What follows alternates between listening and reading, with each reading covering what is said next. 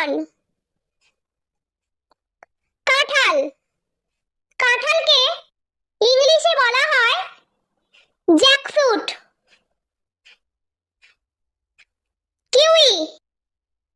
কিউইকে ইংলিশে কিউই বলা হয়। বেদানা। বেদানাকে